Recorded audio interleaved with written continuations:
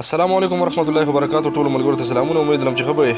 ملاله یوسفزۍ دا ویلي چې یاره واده زه حیرانه په دې باندې یم چې یاره ملاله یوسفزۍ وایي چې دا خلک واده کوي سله که چېرته یو سړی غواړي چې یاره زه د یو جنۍ سره ژوند تېروم نو د بغیر د نکاح نه هم ژوند تېرولی شي. نو دا خبره دې ولې کړې ده؟ دا دې ځکه کړې ده چې یاره دې هلته کې داسې ژوند تېر کړی دی او لالګیا ده دا ژوند تېروي. اوس په دا په خپله مه حیرانوي یاره چې دا ما څه غول غوشانه غېږلي دي، دا مې څه ووي. خو چونکې د دې نه چې د هر څه هېر شوي دا تې چا هېر کړي دي؟ دا تې هغه انګریز هېر کړي دي، هغه یهودو تې هېر کړي دي او ډالرو تې هېر کړي دي. دې ته جوړ اوس دا پته هم نشته چې یاره زه پیدا شوي په کوم ملک یم، زه تر راپېغله شوي چې زه څومره یم دا زه په کوم ملک یم، زما ژبه لاول کومه وه. توبه ایستل پکار دی، خو دا شونډان خو دې زده راغلي دي. خدای دې خیر کړي چې ته دې غوږونو ته ونه رسي. بهرحال دا چې کوم ده دا د هغې په مفادو باندې را روانه ده او د دې به څه بې ناروا ډالرې اخیستې ځکه خو دا خبره کړې د هغې به ورته وایي چې یاره اوس داسې ورو ورو چې کوم دی خپل عمل به راښکاره کوه ځکه تر دې دمه دې زموږ نه ډالرې وخوړې او د دې دمه دې چې کوم دی زموږ سره دغه ژوند تېر کړو بغیر د نکاح نه د لایف پارټنر په شکل باندې. یعنې دا غواړي یاره انګریز ملک کې به تاسو دغه لیدلي چې یاره د طلاق ایشو څومره زیاته ده، دومره طلاقونه هلته کېږي. بس د هغوی مرضي ده بس یو میاشتې پورې یو جنۍ سره واده وکړي او چې کله د خپل هغه حاجت خپل خواهشات پوره کړي نو بس بیا ایسته غوزار کې د ټیشو پیپر غوندې.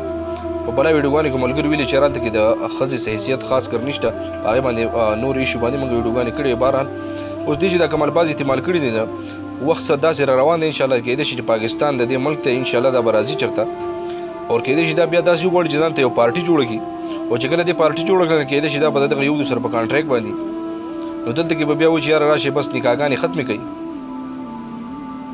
توبه ایستل پکار دي.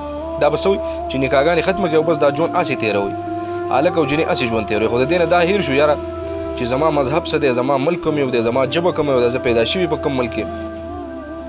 خو چونکې دا په هغه نقش قدم باندې روانه ده کوم ځای کې چې دا ژوند تېروي او هلته کې تاسو له پته ده چې یاره بس ګرل فرینډ بوای فرینډ چې ورته کوم وایي او بیا دغه ګرل فرینډ او بوای فرینډ چې کوم عملونه کوي په بهر ملکونو کې او دا چې په کوم ملک کې د بدوي کې به ښه په ناروا سره کېږي نو ځکه د دې په زړه کې دا جذبات راغلي دي. راته ښکاري چې یاره دا وایي چې یاره او بله دا خبره کوي چې یاره زما پلار ته زما والي صاحب ته به ایمیل لاتو زما د رشتې دپاره هغه به هم ډېر تباه شوی کسي چې یاره د خدای په عذاب کې به زه ورته زه ووایم چې یاره تباه شوی به په دې باندې چې یاره ستا رشته به غواړي نو به ډېر یو تباه شوی کسي. بهرحال دغه خبرو نه ځو خو چونکې دې چې کوم الفاظ استعمال کړي په کار وله دا ده چې یاره معافي وغواړي او خپل ځان ته خپل مذهب رعایت کړي چې یاره زما څه مذهب دی، زما کوم دین دی، زما ژبه کومه ده، زما ملک کوم یو دی. دا ما ویلی سي چې یاره د نکاح نه بغیر هم هلک او جنۍ چې کوم دی لایف پارټنر په شکل باندې ژوند تېرولی شي. خو مطلب یې دا دی چې بس دا غلط کارونه به روان وي، نکاح ته پکې څه ضرورت نشته. تاسو له پته چې یاره په نکاح باندې زموږ خاص کر پښتون قوم چې کوم دی پاکستان کې بیا خاص کر پښتانه چې کوم دي او دا چې کوم ده ښه پښتانه ده ښه په پښتو باندې ښه ټیټ پوهېږي. دا نه چې یاره یو 10-12 کاله هلته وشو نو د دې نه خپله ژبه هېره شو، نه اوس هم ویلی شي خو په قصد باندې د هغو زبان وایي د هغو نقش قدم خو چونکې ټول چال چلن به د دې د هغو سره بیا به تاسو نور ښه پوهېږئ. بهرحال دې نه چونکې د ډالرو په نشه کې او د دغې خپل هغه په کوم ملک کې چې ژوند کوي د هغې کلتور په نشه کې د هغه عیش و عشرت په نشه کې د دې نه دا هېر شوي دي چې زما اسلام خو ماله د اجازت نه راکوي، زما دین خو ماله د اجازت نه راکوي. ستا دپاره رالیږي کومې رشتې ستا پلار ته نو ستا پلار دې ورته دا ووایي او ته ووایې چې یاره لایف پارټنر په شکل باندې به زه د هغې سره هم ژوند تېروم کوم خلک چې ما سره واده کول غواړي نو بیا هم ټیک ده. نو ټول نه لاول پکار دا دی چې یاره دا کار پکار نه دی خو که بیا هم دا کوي نو چې یاره عمل پې لاول پخپله وکړي په دغې کار دې عمل وکړي چې یاره لایف پارټنر په شکل باندې د ژوند تېري او دا نکاح ته د دې هډو ضرورت نشته. نو نکاح چې کوم دی دا په دې دین اسلام کې یو داسې څیز دی چې دا تا د بې حیاو نه چې کوم دی منې کوي، تا د زنا نه منې کوي او د دې مطلب څه دی چې یاره نکاحګانې ختمه کړه چې دا ټوله په عاشي عام شي.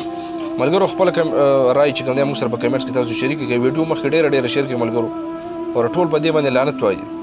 اور دا بله خبره ده چې یاره دا دې ته پکې نوبل پرایز هم میلاو شوی. نوبل پرایز ورته وایي که څه بلا وه چې یو کم شی میلاو شوی دی ظالمانو دا به هم چاته یو عالي میله ورکړی یو زنانه عالي میله کومه چې پرده پوشئ کومه چې په کور کې په ارام ناستې هغې ته به هم دا ورکړی نه ده تاسو داسې چاله ورکړی دی چې هغه خو څه بل طرف ته وړي چې یاره نکاحګانې ختموي. الله ملګرو ویډیو سره مخکې شیر کړئ.